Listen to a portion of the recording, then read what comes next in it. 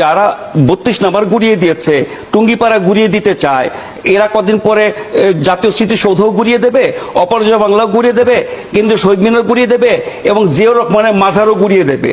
এই শক্তির উত্থান যদি হতে থাকে এবং সবাই মেনে নেয়, শুধুমাত্র অভ্যুত্থান, শেখ হাসিনা দুঃশাসন, অপকর্মের নামে আপনি যাতা খুশি করবেন, এটা তো কোনো সভ্য দেশের চিত্র হতে পারে না। 32 নম্বর যেহেতু ইতিহাস, যার সাথে বাংলাদেশের স্বাধিকার আন্দোলন, স্বাধীনতার আন্দোলন, মুক্তিযুদ্ধ, বাংলাদেশের জন্ম, অনেক কিছু জড়িত, সেটি গুড়িয়ে দিয়ে কারা শান্তি পায়, উল্লাস করে কারা? এই 85 আনন্দ কাদের? যারা স্বাধীনতার বিরুদ্ধে, যারা মুক্তিযুদ্ধের বিরুদ্ধে ছিল, সেই শক্তির উত্থানে কি সরকার সহায়তা করছে? ঘটনাচক্র তো তাই মনে হচ্ছে। এবং তারা যে অন্য আরো অনেক কিছু এরই মধ্যে গত 6 মাসে ধ্বংস করেছে, মুক্তিযুদ্ধের স্মারকের উপরে হামলা, মুক্তিযুদ্ধের স্মারক ধ্বংস করে দেওয়া কাদের কাজ? স্বাধীনতা বিরোধীদের কাজ। মুক্তিযুদ্ধে যারা বিরোধিতা করেছিল, যারা রাজাকার, আলবদর, আল শামস, পাকিস্তানের চর, এই বঙ্গবন্ধুর ভবন বা 32 নম্বর ভবন ঘুরিয়ে দেওয়ার জন্য আমরা পাকিস্তানের কি বলে উল্লাস বার্তা দেখতে পাচ্ছি। যারা এখন নিশ্চুপ আছেন বা মনে মনে শান্তি নিচ্ছেন, তাদেরও এটা মনে রাখা উচিত, গতকাল যা কিছু ঘটেছে সারা দেশে, তাতে করে কি আপনি বলবেন দেশে একটা সরকার আছে? যদি থেকে থাকে, সেই সরকারের মন সমর্থন আছে এই কাজে?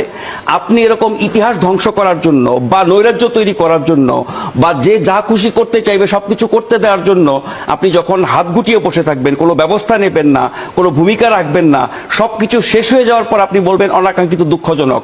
আপনার নির্লজ্জতা মানুষ দেখতে পাচ্ছে, আপনার দায়িত্ব জ্ঞানহীনতা মানুষ দেখতে পাচ্ছে। আপনি এই ঘটনার সাথে যুক্ত আছেন বা আপনার সমর্থন আছে বা আপনার ইন্ধন আছে, এটাই মানুষ ধরে নেবে। 32 নম্বর তো মানে শেখ হাসিনা না, 32 নম্বর মানে আওয়ামী লীগ না, 32 নম্বর মানে শুধু বঙ্গবন্ধু না, 32 নম্বর বাংলাদেশের ইতিহাসের একটা বড় স্মারক।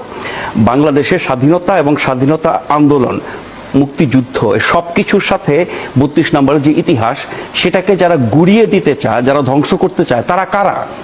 এখানে আপনি শেখ হাসিনা এবং তার সরকারের বিরুদ্ধে যত রকমের অভিযোগ, যত রকমের ক্ষোভ বিক্ষোভ, এগুলো আছে, থাকবে এবং সেগুলো যৌক্তিকতা আছে।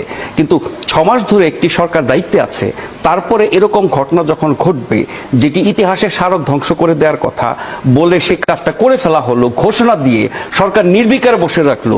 দেশে কি কোনো সরকার আছে? দেশে যখন সরকার ছিল না তখন যেগুলো ঘটেছে সেটা মেনে নেওয়ার একটা যুক্তি আছে। দেশে তো সরকার ছিল না, তাই এগুলো ঘটেছে, উন্মত্ত জনতা সেগুলো ঘটেছে।